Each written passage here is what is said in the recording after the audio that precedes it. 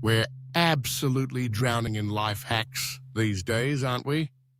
Everywhere you look, there's another guru promising to unlock your potential, another planner guaranteeing peak productivity, another morning routine that's supposed to optimize your existence. We buy the books, we follow the influencers, we try to keep up. Yet, for so many of us, the anxiety still spikes. Our relationships still feel fragile, and deep down, something just feels hollow.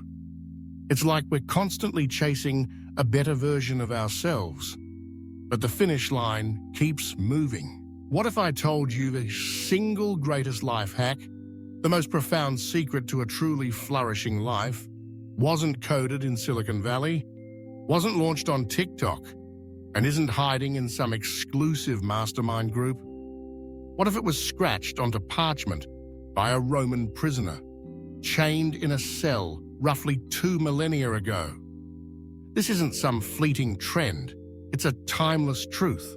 This letter, Ephesians, has been quietly, powerfully rewiring lives for 2,000 years, offering deep, lasting transformation. And here's the kicker. Every modern obsession, from our constant search for identity, to the crushing weight of burnout, to the tangled mess of toxic relationships, is addressed inside its pages. Are you ready to finally open it and discover what it holds? Close your eyes for a moment and picture the year AD 62. Not a lot of Wi-Fi back then, you know? No blue light screens, no self-help aisle at the bookstore. Instead, imagine a weather-beaten tent maker named Paul. He's not in a cozy office. He's waiting in a dank prison cell. His wrists raw from the iron chains that bind him. Despite his circumstances, he's writing. And what he's writing will become arguably the most viral, most transformative document the world will ever, paradoxically, ignore. In just 6 short chapters, this prisoner tackles the biggest questions humanity still grapples with. Who am I, really, when all the filters are off? Why do my relationships always seem to explode? How do I fight this invisible dread that gnaws at my soul?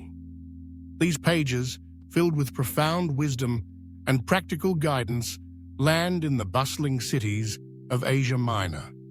They spread, circle by circle. And within a single generation, people are choosing to face lions in the arena rather than renounce the promises contained within this letter. Think about that for a second. Fast forward to today. That very same letter often sits on millions of shelves collecting dust, while we frantically stalk the next fleeting shortcut, the latest quick fix. Enough. It's time to raid that ancient prison letter and steal back the original, enduring life hacks that truly change everything. Problem? Identity whiplash. Let's be honest, we're living in an age of identity whiplash. 1 minute, we're curating our online personalities like meticulously crafted playlists. Swipe left, we're a fearless entrepreneur. Swipe right, we're a passionate social activist. Another swipe and suddenly we're battling imposter syndrome, feeling like frauds. Our sense of self is constantly shifting, often dictated by external validation, likes, and followers. We tie our worth to our achievements, our appearance, our relationship status, our bank balance, anything that can be measured and judged by others. It's exhausting, isn't it? This relentless pursuit of self-definition leaves us feeling insecure and constantly comparing ourselves to an idealized, often unrealistic standard. We're told to find ourselves, but the world offers so many conflicting narratives that we end up feeling more lost than ever. Hack number 1, you are pre-approved. Ephesians offers a radical, liberating alternative to this endless identity crisis. It declares loud and clear that your fundamental identity isn't something you earn or build. It's something you already are. Ephesians 1:3-4 says, God chose us in him before the foundation of the world. Think about the sheer weight of those words. Chosen is a past tense, a completed action. It was finished in heaven before you ever posted your first selfie, before you achieved your first success, before you made your first mistake. This means your inherent worth is not, and never has been, up for public vote. No LinkedIn metric, no relationship status, no bank balance, no fluctuating sense of self can add or subtract from a verdict that was sealed in eternity. Your identity isn't a performance, it's a gift. You are a saint, set apart and dedicated by God himself. Not because of anything you did, but because of what Christ did for you. This truth provides a secure anchor in a world of shifting sands, allowing you to build your life on God's unwavering promises rather than fleeting emotions or societal whims. Try this. Each morning, before your fingers even brush against your phone, take a deep breath. As you exhale, consciously breathe out one false identity that's been clinging to you. I am only my productivity. I am only my past failures. I am only what others think of me. Then, as you inhale, breathe in the chosen label. I am chosen. I am loved. I am accepted. 10 seconds. That simple, intentional act can profoundly rewire your day, shifting your focus from external striving to internal security. It reminds you that you are part of God's family, deeply loved and forgiven. Problem: burnout from trying to be good enough. The modern world, with its relentless hustle culture, has practically baptized exhaustion. We're constantly told to rise and grind, to push harder, to do more, to be more. This mentality seeps into every area of our lives, including, ironically, our spiritual lives. We often approach our faith as another performance, believing that if we just pray enough, serve enough, or achieve enough, we'll finally be good enough for God or for ourselves. This leads to a crushing sense of inadequacy, a fear of not measuring up, and ultimately soul-crushing burnout. We try to earn what can only be freely given. Hack number 2, salvation is a gift, not a paycheck. Ephesians chapter 2, 8-9 cuts through this performance trap with radical clarity. For it is by grace you have been saved through faith. And this is not from yourselves, it is the gift of God, not by works, so that no one can boast. This isn't just theological jargon. It's a foundational truth for living. Grace is unearned favor. It's a divine act of kindness. It's like oxygen, free, constant, invisible, and immediately necessary for life. You don't earn oxygen by holding your breath. You simply breathe it in. Similarly, salvation, and indeed our standing with God, is a pure gift, not a paycheck you've earned through your efforts. It means you can do nothing to earn God's love or acceptance, and equally, you can do nothing to lose it once it's received. This truth liberates us from the exhausting cycle of trying to prove our worth. Try this. When that inner critic starts reciting your never-ending to-do list like a loan shark, demanding more, whisper to yourself, gift, not grind. Remind yourself that your value isn't earned, it's received.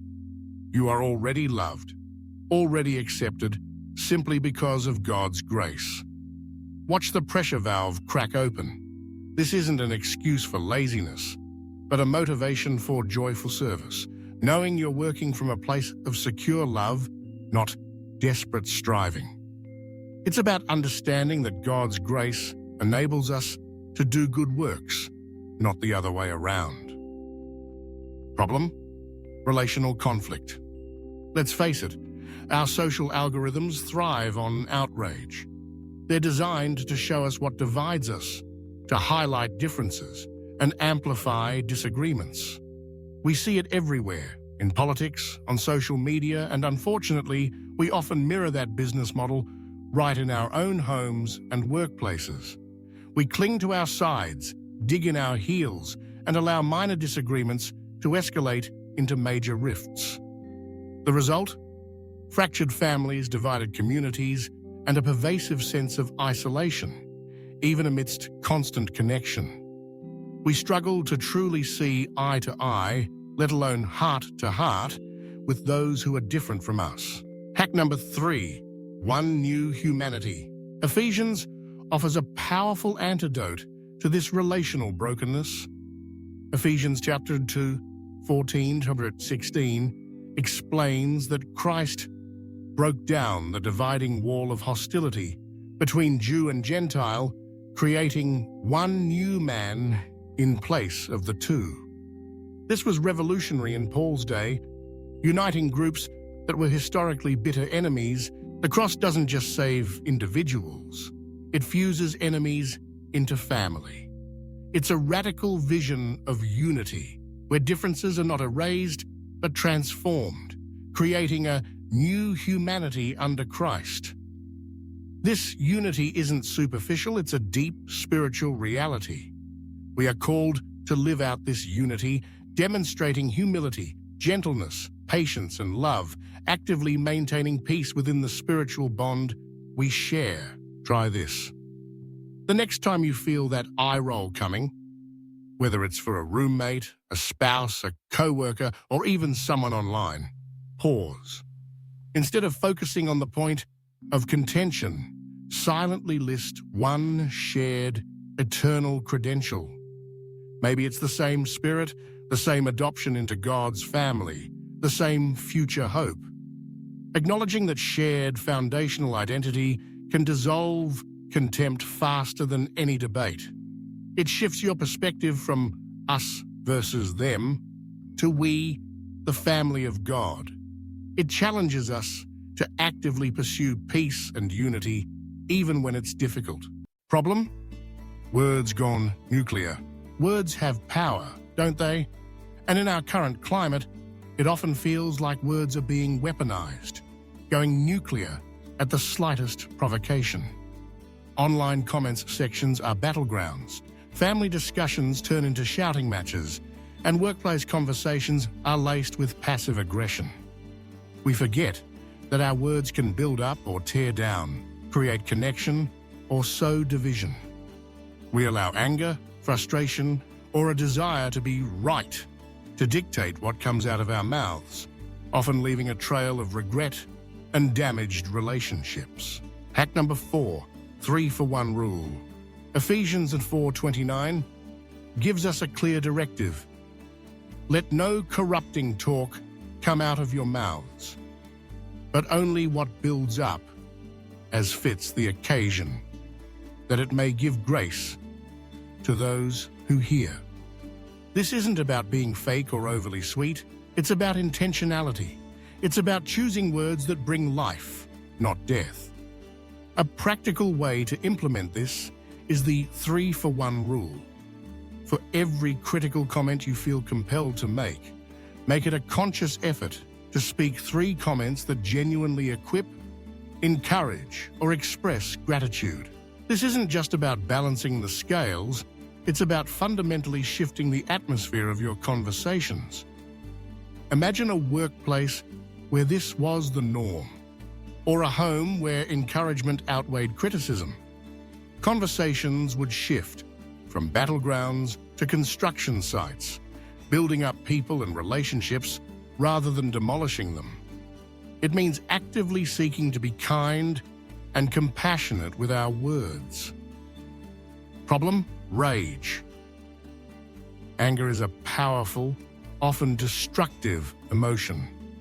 It can simmer, fester, and eventually explode, leaving wreckage in its wake. We often feel justified in our anger, clinging to it like a shield or a weapon. But holding on to rage doesn't hurt the person we're angry at as much as it corrodes our own soul. It steals our peace, disrupts our sleep, and distorts our perspective. We let it loop in our minds, replaying scenarios, fueling bitterness, and giving it a foothold in our lives. Hack number 5, Sunset Deadline. Ephesians 4:26-27 offers profound wisdom on managing anger. Be angry and do not sin. Do not let the sun go down on your anger and give no opportunity to the devil. The Bible acknowledges that anger is a natural human emotion. Be angry. But it immediately follows with a crucial boundary. And do not sin. Anger itself isn't the enemy. Camping there, letting it define and consume you is. The sunset deadline is a brilliant ancient life hack. Whatever irritation, frustration, or anger is looping in your mind, it gets one of two fates before that alarm goes off. You either speak it with solution-oriented language to the person involved, if appropriate and constructive, or you consciously and deliberately release it in prayer. You hand it over. The goal is to end the day clean, to refuse to give that anger a foothold to the devil, as Paul warns. This practice cultivates forgiveness and prevents bitterness from taking root. Try this. Set that alarm. When it rings, assess your emotional landscape. If there's unresolved anger, ask yourself, can I address this constructively now? Seeking resolution. If the answer is no, or it's not the right time, or it's something beyond your control, then actively release it. Pray for the person. Pray for peace. Pray for perspective. Day ends clean. Your mind finds rest. Problem? Grudge weight. Holding a grudge is like carrying a heavy, invisible backpack filled with resentment, bitterness, and unresolved hurt. It weighs us down, drains our energy, and poisons our relationships. We often feel that by holding on to the offense, we're somehow punishing the offender, but in reality, we're primarily punishing ourselves. It keeps us tethered to the past, preventing us from moving forward and experiencing true freedom and peace. The weight of unforgiveness can be immense, impacting our physical and mental well-being. Hack number 6, debt transfer. Ephesians 4:32 tells us, be kind and compassionate to one another, forgiving each another just as in Christ God forgave you. This isn't just a suggestion. It's a command, rooted in the incredible grace we've received. Forgiveness, as presented here, is a powerful debt transfer. Picture the offense someone committed against you like a credit card bill. When you hold a grudge, you keep handing that bill back to the offender, expecting them to pay it, or at least acknowledge it, before you can feel better. But forgiveness moves that debt. It transfers it from their ledger and your burden to God's ledger.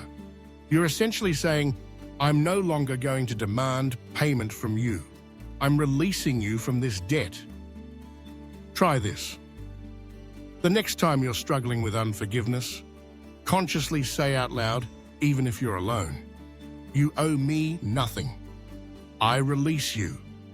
It's a declaration of freedom, not just for the other person, but for yourself. You're acknowledging the hurt, but choosing not to let it define your future. This act, while sometimes incredibly difficult, can lead to an immediate drop in your heart rate, a release of tension, and surprisingly, deeper, more peaceful sleep. It's a profound act of self-care and spiritual liberation. Problem? Performance fatigue. So many of us live with a constant, underlying performance fatigue. We feel like we always have to be on, proving our worth, presenting a perfect image, striving for an unattainable ideal. We rehearse our identity, trying to measure up to external standards or internal expectations. This leads to exhaustion, anxiety, and a deep disconnection from our authentic selves. We're so busy trying to be someone, we forget how to simply be. Hack number 7, mirror, not stage. Ephesians 5:1-2 offers a beautiful countercultural invitation. Be imitators of God, therefore, as dearly loved children, and walk in the way of love, just as Christ loved us and gave himself up for us as a fragrant offering and sacrifice to God. This isn't about performing for an audience. It's about imitating a loving parent. Children naturally imitate their parents. They don't rehearse their identity. They simply observe and reflect. This hack invites us to see our lives not as a stage where we perform, but as a mirror where we reflect God's character. The core question becomes, what would love do here? Then we simply do that. When we stop performing and start imitating, the spotlight dims, the pressure eases, and genuine joy has room to return. We're encouraged to walk in love, light, and wisdom, avoiding corrupt communication and greed. This is about embracing a new self, created in God's likeness, abandoning our former sinful behaviors. Try this. When faced with a decision or a difficult interaction, pause and ask, what would love do here? Then take that step, however small. This simple question reorients your focus from self-preservation or external validation to loving action. It's a powerful way to put on the new self Paul describes, a self-created in righteousness and holiness. Pro, we all have things we prefer to keep hidden. Secret struggles, compulsive behaviors, thoughts we're ashamed of. These hidden areas thrive in darkness, growing stronger in isolation. Shame tells us to keep them secret, that exposure will lead to rejection. But the truth is, secrecy is a breeding ground for destructive patterns, keeping us trapped and preventing true healing and freedom. The weight of carrying these hidden burdens can be immense, leading to further isolation and despair. Blem. Hidden compulsions. Hack number 8. Confess in concentric circles. Ephesians 5:8-11 challenges this secrecy. For you were once darkness, but now you are light in the Lord. Walk as children of light and expose the unfruitful works of darkness. This isn't about shaming, it's about liberating. The Confess in Concentric Circles hack provides a pathway to freedom. Start with God, confessing everything in prayer, then move to one trusted friend, someone safe, non-judgmental, and wise. Finally, if appropriate and beneficial, find a small, safe, supportive group where you can share your struggles and find accountability. Shame hates exposure. Holiness grows in daylight. Bringing hidden struggles into the light is the first step toward healing and breaking free from their power. It's about living authentically and allowing others to support you in your journey. Try this. Identify one area you've been keeping in the dark. Pray about it. Then reach out to that trusted friend. Just one step. The relief you'll feel from sharing, from walking in the light, will be immense. It's a vital part of renewing your mind and putting on your new self. Problem? invisible battles. For no clear reason, motivation tanks out of nowhere and suddenly, nothing on Netflix can distract you from the nagging sense of unease. It's as if there are unseen forces at play, trying to derail your peace, joy, and purpose. We often attribute these feelings to stress or bad luck, but Ephesians suggests there's something more profound happening. We're engaged in spiritual warfare, facing cosmic powers over this present darkness. Hack number 9, Armor Checklist. Ephesians 6:11-17 isn't just a poetic passage.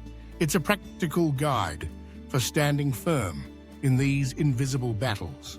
It urges us to put on the full armor of the God. This isn't literal armor, of course, but a metaphor for spiritual truths and disciplines that protect us. It lists the belt of truth, the breastplate of righteousness, shoes of peace, the shield of faith, the helmet of salvation, and the sword of the Spirit, which is the Word of God. Each piece represents a vital spiritual defense. We're not fighting against flesh and blood, but against spiritual forces, and we need spiritual weapons. Your breastplate could be a commitment to act justly in a particular situation that day. Spiritual warfare isn't some dramatic exorcism. It's often a daily, conscious decision to believe truth over terror, to stand firm in what you know is real, despite what you feel. It's about strengthening yourself in the Lord and His mighty power. If any of these hacks feel completely impossible right now, if you're nodding along but thinking, I just can't, then pause. Hit that subscribe button and come back when you need a reset, when you're ready to try again. I drop weekly, field-tested ways to live out the profound truths of Ephesians without sounding like a Sunday school flannel graph. We're talking about real, actionable steps for real life. Problem? Spouses keeping score. Marriage, beautiful as it is, can quickly devolve into a scorekeeping competition. I did the dishes last night, so it's your turn. I initiated intimacy 3 times this week, so you owe me. This transactional mindset erodes intimacy and breeds resentment. Instead of seeing each other as partners on the same team, we become adversaries, constantly measuring contributions and perceived slights. The joy and unity that marriage is meant to bring get lost in the tally. Hack number 10, outserve by 10%. Ephesians 5:21-33 offers a radical vision for marriage, painting it as a living drama reflecting Christ and the church.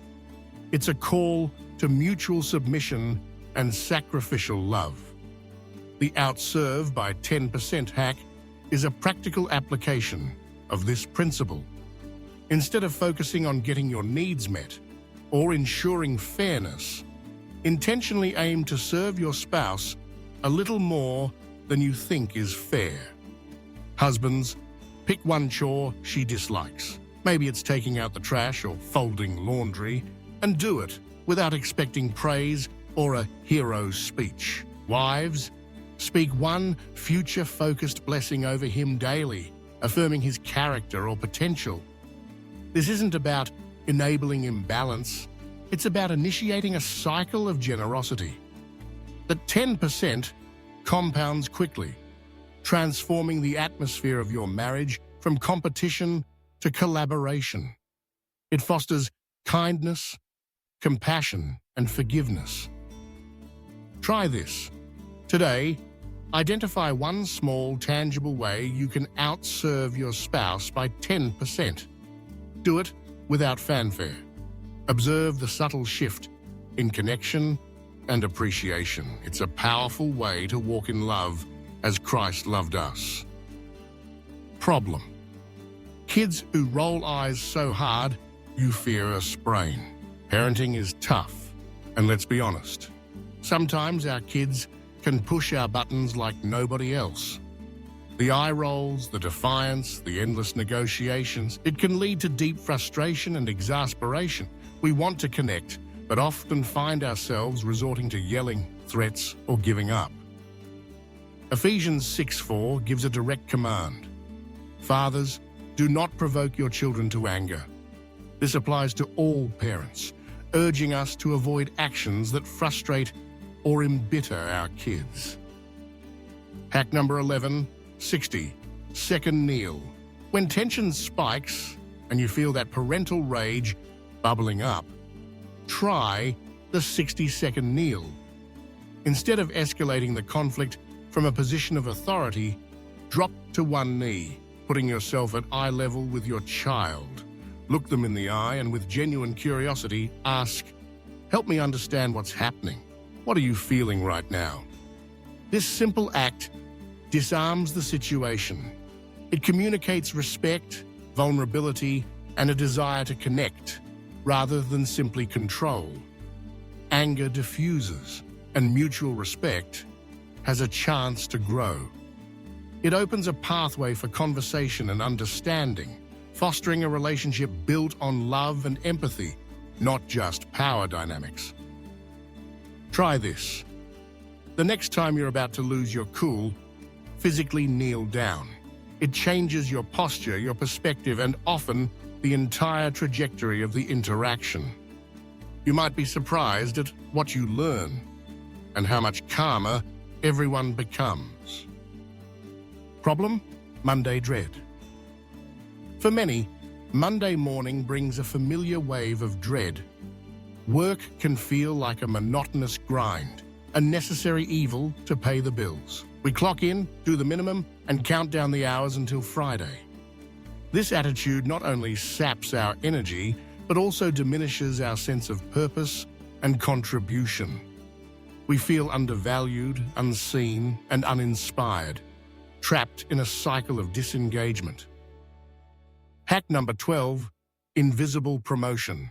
Ephesians 6:5-9 revolutionizes our perspective on work, stating that we are to serve Christ, not merely human bosses. Whatever you do, work at it with all your heart, as working for the Lord, not for human masters. This introduces the invisible promotion hack. Imagine you've just received an invisible promotion from your ultimate boss, Christ himself. Your work isn't just for your company or your paycheck. It's an act of worship, a service to a king who never underpays. Try this. Show up 15 minutes early, not to impress your manager, but to intentionally pray over your work, asking for an extra idea, a moment of clarity, or an opportunity to serve a colleague. Approach your tasks with excellence, knowing you're working for a higher purpose. This shifts your motivation from external reward to internal fulfillment. You're not working for a boss. You're working for a king who sees every effort, values every contribution, and never underpays. This mindset can transform even the most mundane tasks into meaningful acts of service. Problem: Lone Ranger Christianity.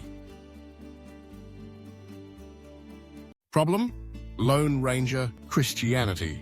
Many of us live in a culture that champions individualism. We believe we can go it alone, especially in our faith. But Lone Ranger Christianity is a myth, and a dangerous one at that. We're not meant to navigate life's challenges in isolation. When we try, we become vulnerable, easily discouraged, and miss out on the incredible strength and growth that comes from genuine community.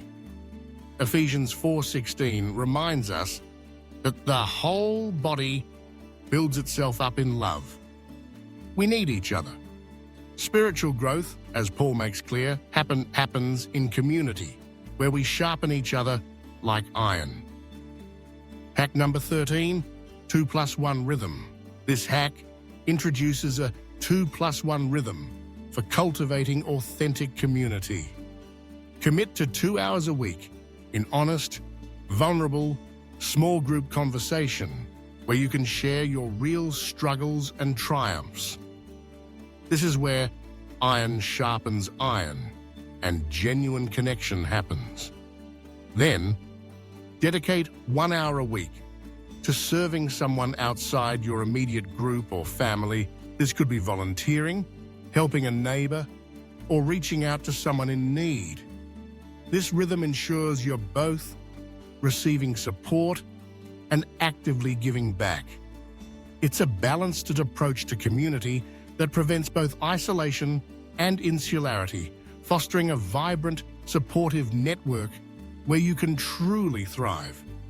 It embodies the Christian duty to care for others, especially the vulnerable. Try this. Find a small group that encourages honesty and vulnerability. If you don't have one, seek one out. Then, identify one person you can intentionally serve this week. These small commitments can build profound connections and foster significant spiritual growth. Problem? Thought tornadoes. Our minds can often feel like a chaotic tornado, swirling with anxieties, worries, negative self-talk, and endless distractions. We get caught in loops of fear or regret, replaying past mistakes or catastrophizing future scenarios. This mental clutter drains our energy, impacts our peace, and prevents us from focusing on what truly matters. We struggle to quiet the noise and find mental clarity. Hack number 14, 4x4 breathing. Ephesians chapter 4, 23-24 calls for a radical mind renovation. To be renewed in the spirit of your minds and to put on the new self, created after the likeness of God in true righteousness and holiness. This isn't just wishful thinking, it's an active process. The 4x4 breathing hack is a simple yet powerful tool for this renovation. Inhale for a count of 4, hold for 4, exhale for 4, hold for 4. While you're doing this, actively quote one truth from Ephesians. For example, I am seated with Christ, or I am chosen and dearly loved.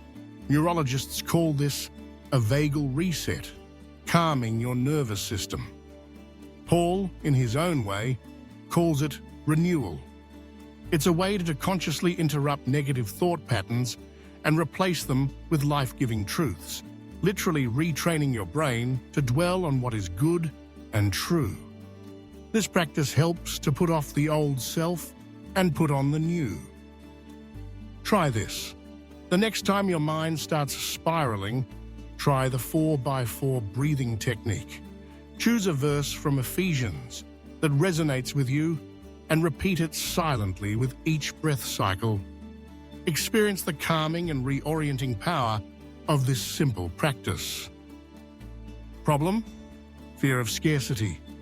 In a world that constantly tells us there's not enough money, not enough time, not enough resources, it's easy to fall prey to a fear of scarcity.